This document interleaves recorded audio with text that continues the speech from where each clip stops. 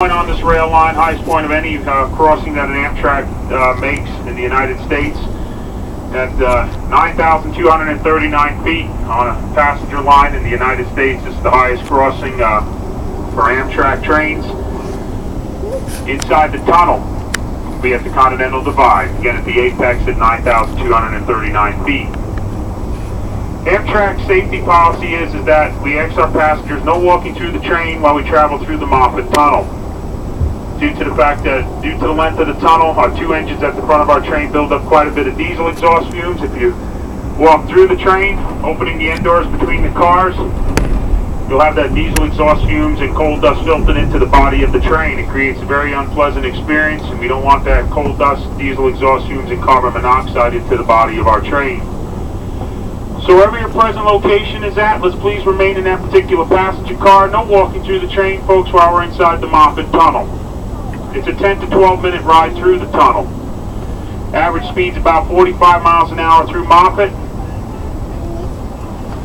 Ladies and gentlemen, we'll pass the ski resort town of Winter Park, Colorado, which we're passing actually right now. We'll pass the ski resorts on both sides of our train, and the ski runs off to the right side of the train just before we go into the tunnel. Our elevation here is a little over 8,500 feet. Now, a little information about Moffat Tunnel.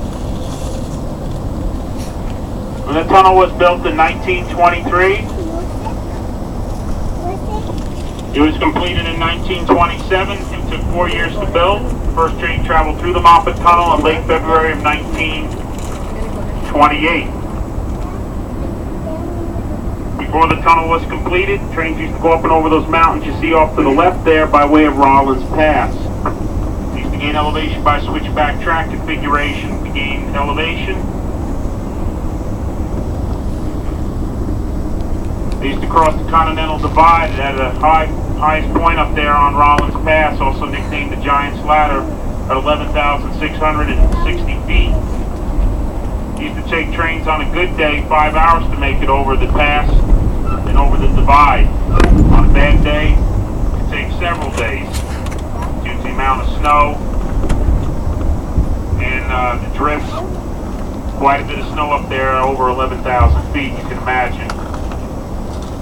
Very costly operation to keep open, as well as a lengthy one. This was David Moffat's dream to build the Moffat Tunnel.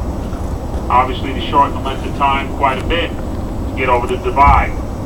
Unfortunately, he did not live long enough to see the tunnel completed. The city of Denver, Colorado finished the project.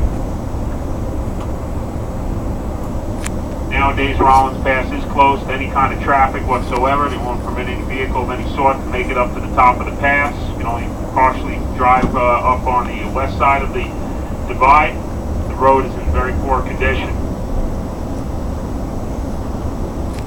We're going to travel under James Peak, which is a snow-covered mountain. You see towards the front of our train, out to the left side towards the front.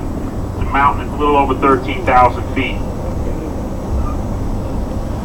So again, no walking through the train, folks. Let's keep the indoors closed between the passenger cars. Attention, no onboard service.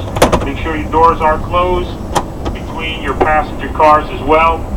It takes us 10 to 12 minutes to ride through the tunnel, and then we'll come out at the east portal.